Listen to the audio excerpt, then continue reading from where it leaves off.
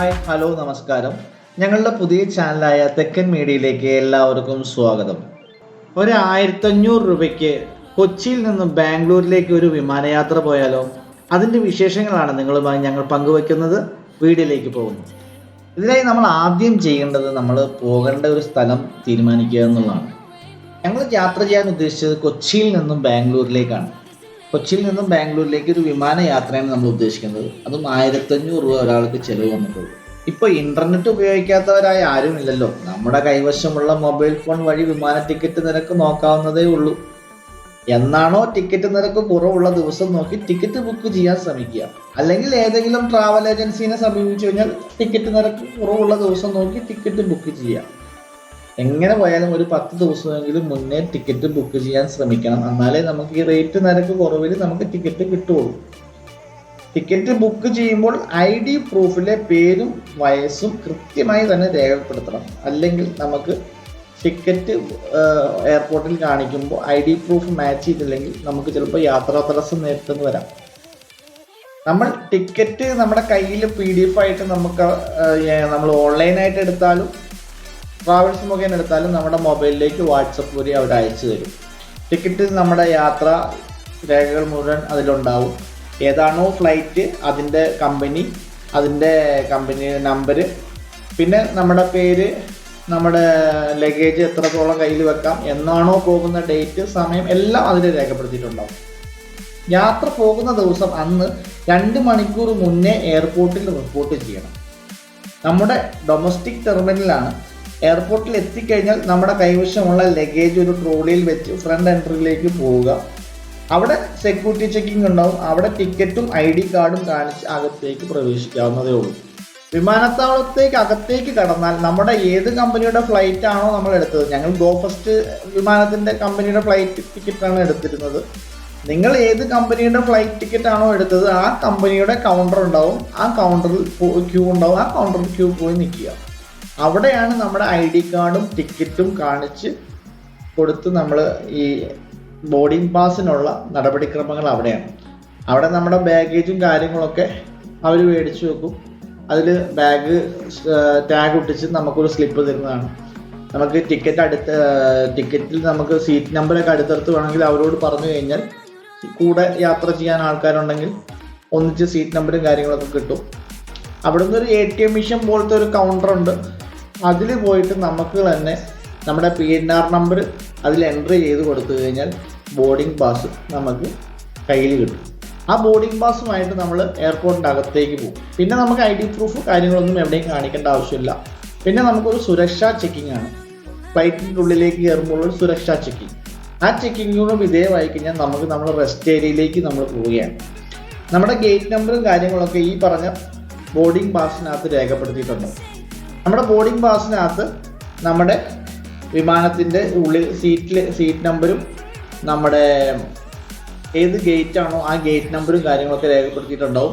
ആ ഗേറ്റ് നമ്പറിൽ rest area ഉണ്ട്. അവിടെ പോയിട്ട് നമ്മൾ സീറ്റിൽ പോയിട്ട് വെയിറ്റ് ചെയ്യാവുന്നതേ ഉള്ളൂ. ടൈം ആകുമ്പോൾ, അതായത് നമുക്ക് വിമാനത്തിലേക്ക് കിടക്കേണ്ട ടൈം ആകുമ്പോൾ നമ്മൾ ആ ഗേറ്റിൽ നമ്മളെ വിളിക്കും.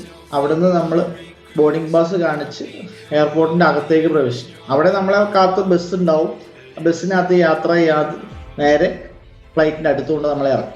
അവിടുന്ന് നമ്മൾ ഗ്രൗണ്ട് സ്റ്റാഫ് ഉണ്ടാവും. എയർപോർട്ടിൻ്റെ അകത്ത് തന്നെ ഫ്ലൈറ്റിൽ ഗ്രൗണ്ട് സ്റ്റാഫ് ഉണ്ടാവും. അവർക്ക് ബോർഡിംഗ് പാസ് കാണിച്ച് നമ്മൾ ആ ഉള്ളിലേക്ക് കിടക്കുന്ന സ്റ്റെപ്പ് കയറി ഉള്ളിലേക്ക് കടന്ന് നമ്മുടെ സീറ്റ് നമ്പറും കാര്യങ്ങളും നമുക്ക് അറിയാത്തത് കൊണ്ട് നമ്മൾ നേരെ എയർ ഹോസ്റ്റസിനെ കാണിക്കുന്നു. അവർ നമ്മളെ നേരെ എവിടെയാണോ നമ്മുടെ സീറ്റ് അവിടെ കൊണ്ട് നമ്മളെ ഇരിക്കും. പിന്നെ നമ്മൾ സീറ്റ് ബെൽറ്റും കാര്യങ്ങളും ഫ്ലൈറ്റ് ടേക്ക് ഓഫ് ചെയ്യുന്നതിന് മുന്നേ സീറ്റ് ബെൽറ്റ് ഇടുക, മൊബൈൽ ഫോൺ സ്വിച്ച് ഓഫ് ചെയ്യുക.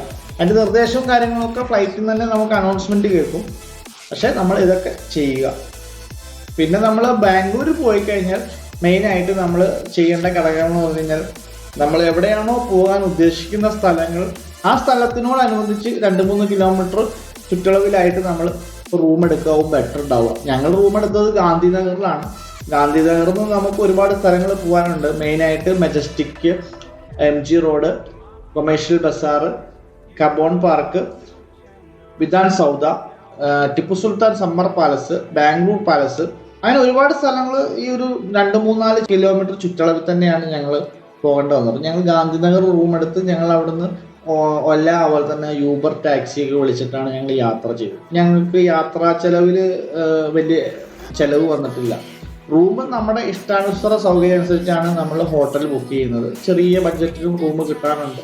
ഫാമിലിക്ക് ആണെന്നുണ്ടെങ്കിൽ അത്യാവശ്യം നല്ല റൂം എടുക്കുകയായിരിക്കും നല്ലതുണ്ടാവുക. ഭക്ഷണം നമുക്ക് വെജിറ്റേറിയൻ ഹോട്ടലുകളുണ്ട്, നല്ല റേറ്റ് കുറവാണ്, നമുക്ക് അതിലും ഭക്ഷണം കഴിക്കാം. പിന്നെ കേരള ഫുഡും കാര്യങ്ങളൊക്കെ കിട്ടുന്ന ഹോട്ടലുണ്ട്. ചില സ്ഥലത്ത് നല്ല കത്തിയാണ്, ചില സ്ഥലത്ത് കുഴപ്പമില്ല. നമ്മൾ ഉദ്ദേശിക്കുന്ന ടേസ്റ്റിൽ ചിലപ്പോൾ ഫുഡ് കിട്ടിയെന്ന് വരില്ല, എന്നാലും കുഴപ്പമില്ല. ഭക്ഷണത്തിന് അവിടെ കുഴപ്പവും കാര്യങ്ങളൊന്നുമില്ല. 2 ദിവസം കറങ്ങാനാണെന്നുണ്ടെങ്കിൽ ഈ പറഞ്ഞ സ്ഥലങ്ങളൊക്കെ പോവാം. കൂടുതൽ ദിവസം നിങ്ങൾ കറങ്ങാൻ ഉദ്ദേശിക്കുന്നുണ്ടെങ്കിൽ ബാംഗ്ലൂരിൽ നന്ദി ഹിൽസ്, നാഷണൽ പാർക്ക്, അങ്ങനെ ഒരുപാട് സ്ഥലങ്ങൾ നമുക്ക് കാണാനുണ്ട്. അങ്ങനെ ഒരുപാട് സ്ഥലങ്ങൾ മിസ് ചെയ്തിട്ടുണ്ട്. ഞങ്ങൾ 2 ദിവസത്തെ ട്രിപ്പാണ് ഞങ്ങൾ പോയിരുന്നു. അപ്പോൾ ഞങ്ങൾക്ക് ബാംഗ്ലൂരെല്ലാം ഒന്ന് തികച്ച് കാണാൻ പറ്റിയിട്ടില്ല. എന്നാലും ഫ്ലൈറ്റ് യാത്ര ഞങ്ങൾക്ക് വളരെ മനോഹരമായ ഫ്ലൈറ്റ് യാത്രയായിരുന്നു. അപ്പോൾ ആദ്യമായിട്ട് വിമാനയാത്ര ചെയ്യുന്നവർക്ക് ഇതൊരു അനുഭവമായിരിക്കും. ഒരു 1500 രൂപയ്ക്ക് ഫ്ലൈറ്റിൽ യാത്ര ചെയ്യാൻ പറ്റുക എന്ന് പറഞ്ഞാൽ തന്നെ സിമ്പിളായിട്ട് നമുക്ക് വിചാരിക്കാവുന്ന, നമുക്ക് നടത്താവുന്നതേ ഉള്ളൂ. പിന്നെ തിരിച്ച് റിട്ടേൺ ടിക്കറ്റ് നമ്മൾ എടുക്കുമ്പോൾ ചിലപ്പോൾ നമുക്ക് ഈ സെയിം റേറ്റിൽ കിട്ടിക്കോണമെന്നില്ല. അപ്പം ഞങ്ങൾ ബസ്സിനെയാണ് ആശ്രയിച്ചത്. ബസ്സിൽ ആശ്രയിച്ചത് റിട്ടേൺ വന്നത് തന്നെ 1500 രൂപ ഒരാൾക്ക് ടിക്കറ്റ് ബസ്സിനായി. സ്ലീപ്പർ കോച്ച് ബസ്സിന് 1500 രൂപ ടിക്കറ്റ് ചാർജ് ആയി. അതിൽ പിന്നെ ചെറിയ കുട്ടിക്ക് ടിക്കറ്റ് എടുക്കേണ്ടതെന്നില്ല. ഫ്ലൈറ്റിനാണെന്നുണ്ടെങ്കിൽ 2 വയസ്സിന് മുകളിൽ പ്രായമുള്ള എല്ലാവർക്കും ടിക്കറ്റ് എടുത്തിരിക്കണം. ഒരാളുടെ ഫുൾ ചാർജ് ടിക്കറ്റ് തന്നെയാണ് വരുന്നത്. ചെറിയ ടിക്കറ്റ് കുറവോ കാര്യങ്ങളോ ഒന്നും നമുക്ക് ഉണ്ടാവില്ല. 2 വയസ്സ് കഴിയാത്ത കുട്ടികളാണെന്നുണ്ടെങ്കിൽ ടിക്കറ്റ് വേണ്ടി വരില്ല, കുട്ടീനെ മടിയിലിരുന്നാണ് ചെയ്യുക. ഒരു സീറ്റ് കൊടുക്കുന്നത് കൊണ്ടാണ് ടിക്കറ്റ് ചാർജ് വരുന്നത്. ഞങ്ങളുടെ വീഡിയോ എല്ലാവർക്കും ഇഷ്ടപ്പെട്ടെന്ന് കരുതുന്നു. നല്ല നല്ല വീഡിയോകളുമായിട്ട് ഞങ്ങൾ ഇനിയും നിങ്ങളുടെ മുന്നിൽ വരുന്നതാണ്. ഞങ്ങളുടെ ചാനൽ സ്ഥിരമായി കാണുക, ഞങ്ങളെ സഹകരിക്കുക, സപ്പോർട്ട് ചെയ്യുക. ഞങ്ങളുടെ ചാനലൊന്ന് സബ്സ്ക്രൈബ് ചെയ്യുക. ഓൾ എന്നുള്ള ബെൽ ബട്ടൺ ഒന്ന് എനേബിൾ ചെയ്യുകയാണെങ്കിൽ എല്ലാ വീഡിയോകളും നിങ്ങളിലേക്ക് എത്തുന്നതാണ്. സപ്പോർട്ട് ചെയ്യണം, സഹകരിക്കണം. ഇത്ര നേരം കണ്ടതിന് വളരെ നന്ദി. Thank you.